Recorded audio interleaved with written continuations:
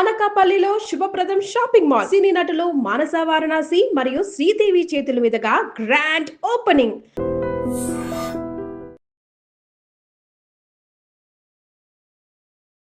నమస్కారం, welcome to I dream. ధర్మ మార్గం విత్ విజిత కార్యక్రమానికి స్వాగతం.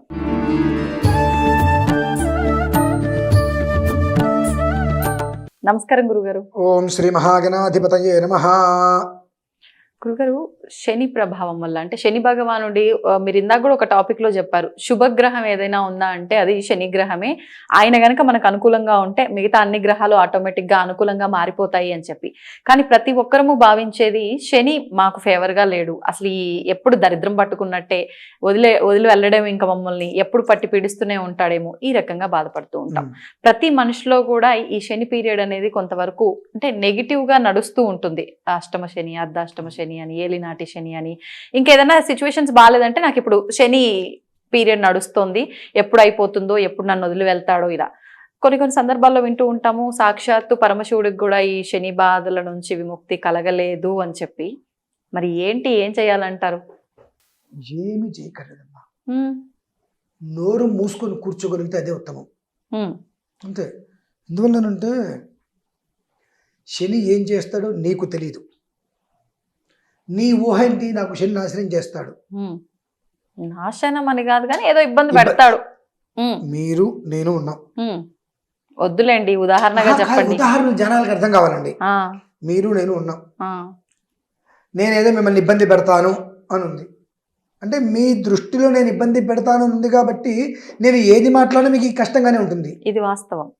వాస్తవం, అది వాస్తవం గురువు గారు. అంటే దేనికి సంబంధించి వాస్తవం? చాలా మందిలో రెగ్యులర్ గా ఇది చాలా మందికి అనిపిస్తుంది, ఇది నిజమే కదా. ఎందుకంటే ఒక ఇద్దరు వ్యక్తులు ఉన్నారు అని అంటే వాళ్ళ విషయంలో మనం నెగిటివ్ గా ఉంటే వాళ్ళు మనకి ఎంత ఫేవర్ చేయాలని చూసినా అది మనకు నెగిటివ్ గానే కనిపిస్తుంది.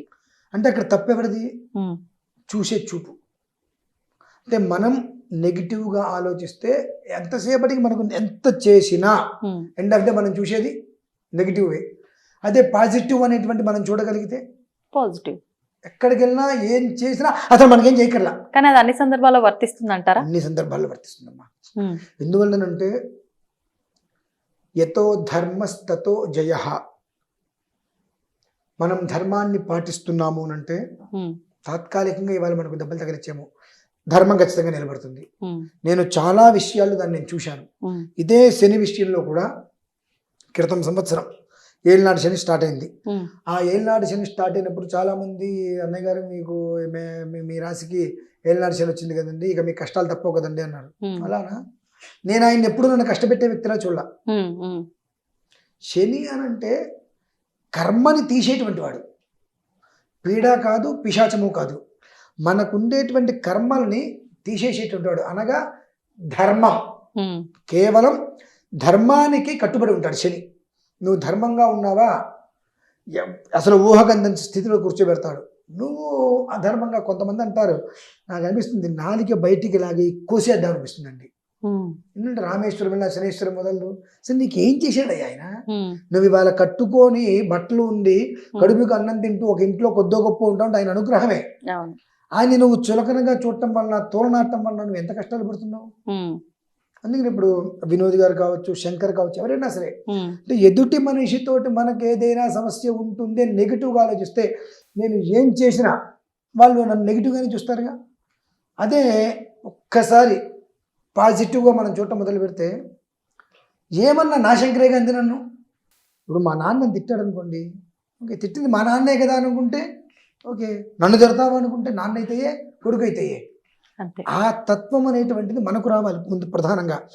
అంటే మనిషి మీదే ఈ తత్వం మనకు ఉంటే అది మనకు అలానే బింబ ప్రతిబింబం అంటారు కదా, మనకు వస్తుంది అన్నప్పుడు భగవంతుని మనం తోలనాడితే మనకు అది రిఫ్లెక్షన్ రాదా? వస్తుంది. సూర్యుడు ఉన్నాడు, ఇలా డైరెక్ట్గా చూస్తే కళ్ళు దెబ్బకపోతాయి. దేవుడు కనిపిస్తాడా అంటారు. 2 నిమిషాలు సూర్యుడిని చూడవా అంటే సూర్యుని అలా చూసిన తర్వాత పక్కకు చూస్తే మొత్తం చీకటి అయిపోతుంది, ఏం కనిపించదు. అదే కొన్ని గ్లాసెస్ ఉంటాయి, ఆ గ్లాసెస్తో పెట్టుకొని చూస్తే ఏమీ కాదు. అంటే ప్రతిదానికి కూడా ఒక అర్థము పరమార్థము ఉంటుంది. నువ్వు చేసే క్రియ ప్రక్రియ ఎలా ఉందో నీకు వచ్చే ఫలితం కూడా అలానే ఉంటుంది. నువ్వు ఇది కరెక్ట్. ఇందాక మీరు అడిగారు ఎప్పుడు ఒకే రకంగా ఉంటుంటే ఆ మనిషి తత్వం అనేటువంటి విషయం కూడా మనం గమనించాలి. ఆ మనిషి స్వభావం అంటే అవసరానికి తగ్గట్టుగా ఉన్నాడా, లేదు అవసరం ఉన్నా లేకపోయినా ఒకే రకంగా ఉంటున్నాడా, ఆ స్వభావం అనేటువంటి మనం గుర్తించాలి. ఎంతకాలం పడుతుందని గుర్తించడానికి 10 ఏళ్ళు అయితే పట్టదుగా. పడుతుందా? 10 ఏళ్ళు అయితే పట్టదు. అంటే మనిషి మనతో అవసరం ఉన్నా లేకపోయినా మనం ఫోన్ చేసాము అంటే అందుబాటులో ఉంటాడు అంటే మనకు ఒక రెస్పెక్ట్ ఇస్తున్నట్టు. అంతే. అంటే 1-2 సిచ్యువేషన్లలో అర్థమైపోతుంది. మనకు ఒక రెస్పెక్ట్ ఇస్తున్నట్టే. సో మనకు ఒక మనిషి రెస్పెక్ట్ ఇస్తున్నాడు అన్నప్పుడు ఆ మనిషి మనం తిరిగి రెస్పెక్ట్ ఇవ్వకపోతే ఆయన అతను అలానే ఉంటాడు. అంటే నీ రెస్పెక్ట్ నాకు సంబంధమే ఉంది. రెస్పెక్ట్ కోరుకుంటున్నాడు అనుకోండి ఒక రకంగా, ఓకే, అప్పుడు మనం ఆలోచించాలి. సో భగవంతుడు ఏమంటున్నాడు, అరే నేను నీకు అందుబాటులో ఉన్నా. నీకు అందుబాటులో ఉన్నప్పుడు శని పీడ, శని పిశాచం ఎందుకు అనుకుంటున్నావు నువ్వు? నీ జీవితాన్ని బాగు చేయడానికే నేను నిలబడి ఉన్నా. ఆరాధన చేసుకో, నమస్కారం చేసుకో, లేదు తిట్టడం మానే. అంటే మన పూర్వీకులు నోరా వీపుకు చేయడు అని అంటుంటారు. మనం మాట్లాడే మాటకు వీపు దెబ్బలు పడుతుంటాయని చెప్పి. అంటే కేవలం కూడా దోషాలలో, పాపాలలో వికృతమైనటువంటి విశేషమైన పాపం ఏంటో తెలుసా అండి? చెప్పండి. ఏది పడితే అది మాట్లాడడమా? వాగ్దోషమే. వాగ్భూషణం భూషణం, వాగ్దోషం దోషం.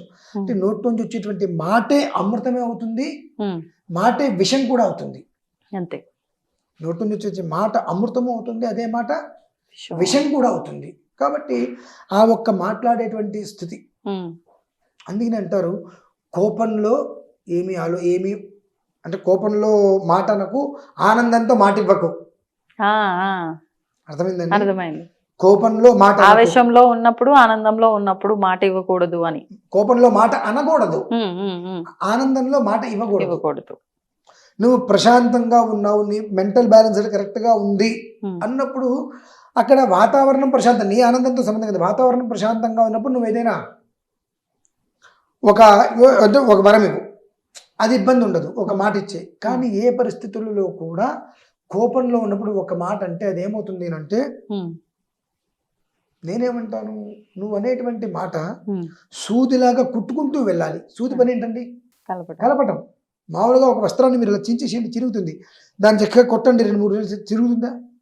సూది పని జాయింట్ చేయటం, కత్తిరి పని కట్ చేసుకుంటూ వెళ్ళటం. కాబట్టి నేనేమంటాను, కత్తిరిలాగా ఉండద్దు, సూదిలాగా కలపడానికి ప్రయత్నం చేయి. అంటే భగవంతుడి విషయంలో నువ్వు అడగంగానే ఆయన ఇవ్వలేదు, నువ్వు బాధపడకు. మీ నాన్నే నువ్వు అడగంగానే ఇవ్వడు. ఎందుకంటే అది నీకు మంచిది కాదని మీ నాన్నకి తెలుసు, నీకు తెలియకపోవచ్చు. నీ వయసు 16, 17, ఇంకొక వారం రోజులు నీకు 18 వస్తాయి. వచ్చినప్పుడు నీకు బండి అడిగితే మీ నాన్న కొంటాడు, ఇవాళ అడిగితే కొండగా. అలాగే భగవంతుడి విషయంలో కూడా, భగవంతుడి విషయం పక్కన ప్రధానంగా శని. మీకు ఇటువంటివి ఏదైనా సరే మనస్సుకి సంబంధించినటువంటి ప్రతి విషయము సంతోషానికి కారణం శని, మీకు బాధకి కారణం శని. అదేంటండి అంటే మనం ఊరికే శని పెట్టినట్టు పెట్టారు నాకు, మనం ఏమి లేదు, శని మన జోలికి రాలే, ఏం చేయాల, కానీ వాడు నాకు శని పెట్టినట్టు పెట్టాడు, అసలు శనిలాగా పట్టి పీడిస్తున్నాడు. మనమే ఒక మనిషిని తింటే ఊరుకుంటామండి, మరి ఆయన ఎట్లా ఊరుకుంటాడు? ఆయన అందులో ధర్మాత్ముడు అండి. నిజంగా మీరు నమ్మినా నమ్మకపోయినా ఏలినాటి శనో ఇటువంటిది ఏదైనా వచ్చి వీడి మనిషి నాశనం అని అంటుంటారు కదా, ఆ సమయంలో ఆయనకు నమస్కారం చేసిన ఆయన అందరూ అన్ని రకాలుగా అంటున్నారు, నేను ఏం తీసుకోవాలో తెలియట్లా, కానీ నేను మంచిగా నా జీవితానికి ఉద్ధరించేటువంటి వాడిగా నీకు నమస్కారం చేస్తున్నా అనుకోలేగితే అంతకన్నా కావాల్సింది ఉందండి. ఆయన ధర్మంగా కాపాడేస్తాడు. నీ వెనకుండి నిన్నెవ్వరూ ఏమనుకుంటే చూస్తాడండి, అంత గొప్పవాడు శని. నీ జీవితంలో వివాహం కావట్లేదా, శనికి చిన్న పరిహారాలు ఉంటాయి, చేసుకో. డబ్బు రావట్లేదా, పరిహారం చేసుకో. అవమానాలు పడుతున్నావా, పరిహారం చేసుకో. అనుకున్నది జరగట్లేదా, ఆయన ఆశ్రయించు, అంతకన్నా కావాల్సింది. ఆయన తలుచుకుంటే లేదు అనేటువంటిది లేదు, అంత ఉత్తముడు శని. ఇందులో మీరు గమనించండి, ఆయన తలుచుకుంటే లేదు అనేటువంటి పదం ఉండదు. ఓకే, అంటే ఆయనను ప్రసన్నం చేసుకోవాలా మనం? నేను చెప్పింది మీకు ఆయన తలుచుకోవాలంటే మనం ఏం చేయాలి మరి? మీరందరూ మీడియా వాళ్ళు, మహా తెలుగు వాళ్ళగా నేను భావిస్తూ ఉంటా. కాదంటారా? ఆయన తలుచుకుంటే లేదు అనేటువంటి పదం ఉండదు, అది మీరు మంచికి చెడుకు ఉపయోగించుకోవచ్చు అంటున్నా. ఓకే, చెడుకెందుకు ఉపయోగించుకోవడం, మంచికే కదా ఉపయోగించుకోవాలి. మన ఆలోచన విధానంలో ఆయన తలుచుకుంటే, ఆయన మనం తిట్టాం, మన దగ్గర ఏదీ లేదు, ఇక ఏది ఉండదు, ఆయన మనం నమస్కారం చేసాం, లేదు అనేటువంటి పదం మన దగ్గర లేకుండా చేస్తాడు.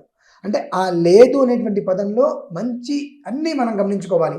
అది మనకేది కావాలి అని నమస్కారం చేసుకుంటే మనకి లేదు అనే పదం నెగిటివ్లో వద్దు, ఓకే, నెగిటివ్ అనేటువంటి పదం మన లైఫ్లో వద్దు, పాజిటివ్ అనేటువంటి పదం ఎప్పుడు, పాజిటివ్లో ఉండేటువంటి ఏ పదం కూడా ఇది లేదా అనేటువంటి అనకూడదు. అటువంటి ఆయన ఇచ్చేస్తాడు, మనం అడగక్కర్లేదమ్మా, అంత సంతోషంగా ఇస్తాడు, చిన్నపిల్లలాగా ఆనందపడతాడు. అది. ధన్యవాదాలు గురుగారు. తవ్వండి, తవ్వుతున్న శివలింగం. పరమాత్మకు జీవా సరే దాన్ని అట్లా కప్పేసేయండి, చూపించదండి. Krishna is there. మూర్తి పూజ కాదు, సాక్షాత్ బ్రజేంద్ర నందన భగవాన్ ఉన్నారు మూర్తిలో. ఏమీ ఆశించకుండా ఆరాధించే వాళ్ళు కూడా ఉన్నారా ప్రభుజీ? నిజమైన భక్తి అంటే మనకు తెలియదు కాబట్టి